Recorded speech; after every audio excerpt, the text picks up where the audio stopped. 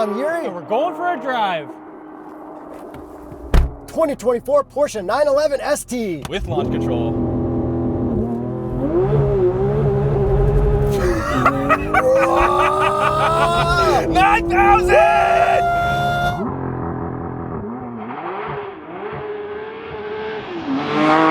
Oh my God. Yuri. Horsepower and torque. 518 horsepower, 343 pound-feet of torque from a 4-liter flat 6-cylinder straight from the GT3 RS. So this is pretty much a GT3 RS version of the GT3 Touring. That's exactly what this is. And they're making 1963 of these. That is a number because the 911 is from 1963. So this isn't just a GT3 RS that's been like stripped of its wings, stripped of its wide body. They did so many changes to the chassis in terms of tuning. So they spent like over a year tuning this chassis for the road because this is apparently the ultimate road-going 911. Yes, this is not designed for track. No, because that's what the RS is for. So they retuned the chassis and suspension, but they used a lot of the same components, like almost all the same components, but just spent so much time tuning it with software, and yeah, they made a big difference. I'm driving this in comfort mode. They don't really call it that. Soft suspension mode, and it's really comfortable. Even in the stiff suspension mode, out here on these Napa Valley roads, it is incredible out here. It is pretty comfy, even with these carbon buckets, which you don't have to get. Before we talk more about what it is, let's do some ripping. Okay, so I'm gonna talk about what it is while I rip it, because this is the lightest 911 992 that you can buy. So this is actually lighter than the 3 RS, which is pretty insane that they did that. And you're a fun Corvette fact of the day. 9,000. This weighs slightly less than the C6 Z06. Heck yeah, we have one, which that car is scarier than this. Yes. But I think this is faster, maybe? Yeah, this handles incredibly well. So we don't have rear wheel steering, but they had to retune the steering. They retuned everything to make this feel so great on the road, Yuri, and they nailed it. And with the limited slip differential, they changed the locking points so that actually, I guess it adds a little bit more slip and makes it a little bit more fun. So if I wanted to, I could really hang the back end out. But today, I'm not going to do that on these public roads. Yeah, yeah. And the thing I noticed the most about this is we have a different clutch, and it like it's the revs drop so much faster. You have to shift like that. What type of clutch pack is it or whatever? Everything's been lightened. It's like almost a quarter or a third of the mass of the regular GT3 Touring manual. So for the flywheel, everything in terms of the clutch has been lightened, and it's basically a race clutch, and it is very noticeable. When you're just idling and just sitting there, there's so much chatter from the clutch. It feels like you're in a race car, which I hate the cliche of saying that, but... And it's much easier to stall it out. You really gotta like ride the clutch a little more to get it going and stuff like that. And because of how lightweight it is, like, you know, 9,000's pretty easy to hit, so... It just revs faster, and you have to shift this so quickly, otherwise you're gonna screw it up. Even when you're slow, normal commuting, you're like... You have to do that. Like, right now, if I'm gonna drive chill, Missed it. Yeah, so you have to go like that, which is amazing. And then the shifter's also been shortened a little bit to make the throws also even shorter, so it's just even more engaging and enjoyable to drive. And Yuri, we've driven so many 911s, all the coolest 911s. I just want to say, for our audience, thank you all for watching, because we're just two friends from high school that get to drive all of the coolest cars, and it's all because you guys watch. Yeah, hopefully you guys can relate to either me or Jacob. Let us know in the comments below who you can relate to more. But we're high school friends from the year 2000, and we got to drive all these cool cars. It could happen to you. It's unbelievable. Not that you guys all have to start YouTube channels, but maybe you can work in Porsche PR department. You can give us cars maybe, and like, you get to drive them then. It's unreal. Thank you guys for watching.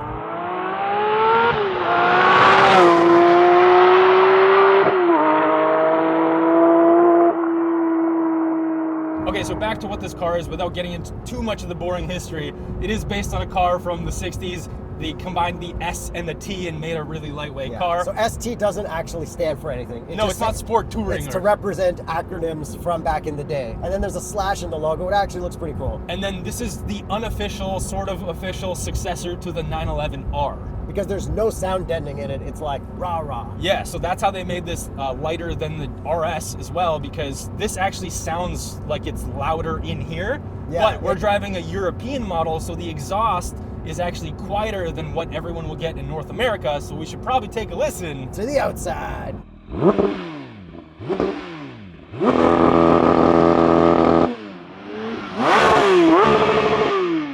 Still sounds really good. And what about the inside? Yeah, it sounds great in here. It is so loud in here. Yeah, I love it. And like the GT3 RS is literally quieter than this, which is pretty cool. Yeah, and so all that lightweightness, they have carbon fiber reinforced panels. We've got the GT3 RS doors, which cut into the unique front fenders. Yeah, because the GT3 RS has like the whole thing missing, and this has like the kind of line, and these are narrower than a GT3 RS, because the GT3 RS has the wide body of a Turbo S. Yep. This does not. And then we have the GT3 Touring carbon fiber hood. We also have a carbon fiber roof, and we also have really cool looking magnesium wheels, which adds to so much lightweightness. So you can get them in white if you get the Heritage package, which will give you the tan interior. It's got a special name, I forget it, but it does match that Porsche watch you're wearing. Yes, shout out Porsche. I stole this watch from everyone, so thank you for letting me wear this throughout the video. And this watch, Yuri, guess how much this watch costs? Because you can only get one if you get an allocation for one of these. 30,000 Canadian. 18,000 Canadian dollars. That's not bad. Yeah, so I get to wear it all day, and I'm flexing pretty hard because this watch is pretty sick. So you can get any number on it on the side if you get the Heritage package. That's how you get the white wheels. And you can even get it with this color, which is how I would spec it. Okay, Yuri, allow me to drive, please, because we are never going to drive this car ever again. I think I can confidently say that, so I'm just gonna enjoy myself for the next little bit, if you don't mind, Yuri.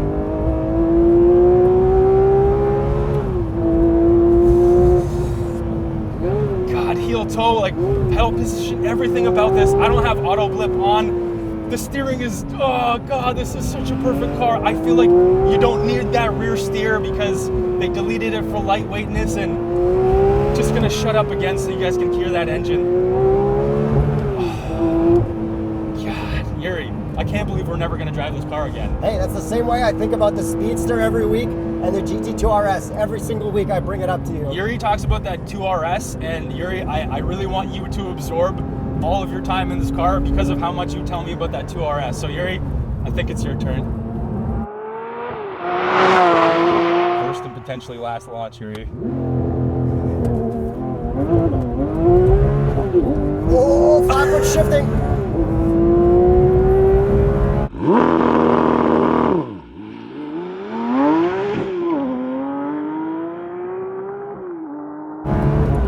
Oh my gosh, so good. Yo, it's honestly a Unreal. lot less scary in the passenger seat in this car than like a lot of other cars. It's that confidence-inspiring cliche. And even though it's only rear-wheel drive and you're still like, yeah, I can do whatever. So after that launch, I'm gonna decompress a bit, chill out. Yuri, put it into normal mode with your drive mode dial. There's no drive modes. Okay, back to the looks. I love it with the white wheels. I don't know if I mentioned that before, but the magnesium wheels are sick. You get carbon ceramic brakes on here standard, which really helps. And what would be a Continental recommended tire if you had a 911? The Extreme Contact Sport 02. So other cool things with the looks. This has a little gurney flap on the back, which means the rear spoiler doesn't have to pop up until you're going like 120 kilometers an hour, which means it stays looking as a 911 longer without the back popping up. Yeah, and apparently that little gurney flap adds so much downforce, and that's the reason that they're able to keep the extendable spoiler down as long as possible. Yeah, so much stability for it being a road car. Yes. And then I love the front looks too, like the way everything's color matched. I think that's the best style of the 992 generation. This spec, and by the way, we've got Ruby Star Neo, if we haven't mentioned that yet. Yeah, shout out pink car. Yeah. I wonder who picked that color. Actually, I picked it for Yuri because I knew Yuri would love it. But it does look really cool, and shout out Porsche for offering cool colors like this, because this is not a PTS color. You can go to PTS and go crazy. This is like a special color that is not quite the cost of a PTS color. And for those that don't know, paint to sample. Yeah. Shout out the website that lets you spec out a model, because I think only like 0.01% of the people who spec out a model are actually going to get one. But it is a really good configurator. Okay, and on the inside, we have the black seats, which do look cool. We do have a cool badge. What number out of 1963 is this version? 0000. Because this is a pre-production that will probably get scrapped. Well, scrap / they're gonna save it and put it in a museum. They're saving one of the versions. Because there are 1963 production models, but then like a handful of pre-production models. So we're actually driving probably the rarest one ever. This car will never exist again. or we're gonna drive it in 30 years from the museum floor. Yeah. And then we've got lightweight door pulls, because this is sort of a GT model after all. It is, it's just not in the name. What I love that's ST specific is you get those cool 80s style or 70s style green numbers on the gauge cluster. Well, even 60s style, it's just a throwback, because it's like that like when phosphoric green glow. When it was green lights, yeah. Yeah, which is like, you know, Fox body things and old car things. Just all old car things in general. Yeah, and then we got it on the chrono up there as well. It's really cool that they differentiated this as much as they could. Okay, no back seats. No. In Europe, you get a cage. North America doesn't let you get one, but there were some in town because this is a European unit. And sitting in these buckets, now that we're in them and we don't have to get in and out, they're very, very comfortable. Yeah, but getting in and out is a lot of work. Yes. Don't feel bad trying out getting the normal sports seats. I sat in one in the GT3 Touring and it was like perfect. And shout out that GT3 Touring for having blue seats. All right, so now some other tests. Let's check the visors. This is a European spec. 3, 2, 1. Fail. I don't think North America will No. pass either. We got the removable cup holder, so that'll fit whatever, which is very nice. That's it? It's the same kind of interior. Yeah, same old 992 interior. No mode dial like we mentioned earlier. The only thing that we can adjust is the suspension, the exhaust, and the traction control system. And now to talk about this short shifter.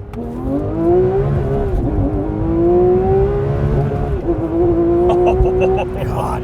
So short shifter in multiple ways. The actual throws are shorter, the shift lever is a little bit shorter, and the gear ratios are shorter than the GT3 Touring. Does it feel like a little more rock solid? It does for some reason. Like it's like there's no play, no wiggle, just like Yeah, ugh. yeah. So basically they told us that the actual gearbox is the same as the Touring, but the final drive has been changed. So it just makes those shifts just a little bit tighter. And it's a little nicer for on road. Yes. You can get more gears in without wringing it out as much, but you're gonna More gears in less speed. yeah, you're gonna wring it out anyways. You gotta have to. Yeah.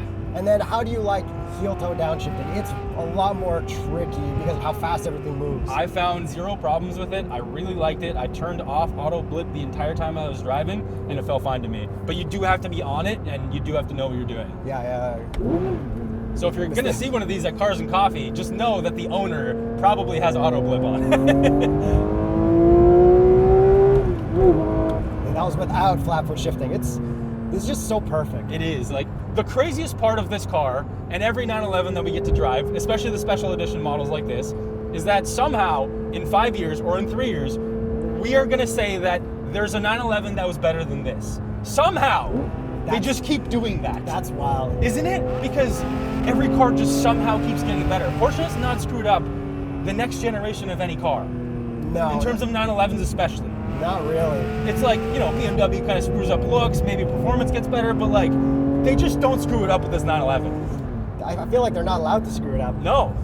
That's why like there's been like no hybrid attached to the 911 yet or Yet. anything yet. They're like, oh, we got tie cuts, don't worry about it. Yeah, it's like, the whole thing has been an evolution rather than a revolution for the 911, which, you know, kind of makes it boring, but they're also perfecting the same thing over so many years. If this is boring, bore me to death any day of the week. I fully understand why people just go 911s, but like, this is difficult to get. There's only 1963 of them. Yeah, so we've heard stories of people owning 3 RSs, Speedsters, And all GT2 RSs and still not being able to get an allocation of this. Yeah, so Which is wild. if you get an allocation for one of these, and you get one of these watches that I keep staring at, you must have some kind of special connection to Porsche, because it's not just money. And since you can't buy one, I'll do this for you. Or you can go to tsp.truecar.com and get your own, any type of 911 that they have available. Yo, honestly, even if you can't get one of these, getting a normal GT3 or any kind of GT3 would be like just as good for most normal people who aren't super spoiled like us. Oh, for sure. Like, we get so spoiled with stuff like this that we have to like bring ourselves back, but Yuri, just don't bring yourself back. Enjoy the moment right now, because we're literally never going to drive this car again.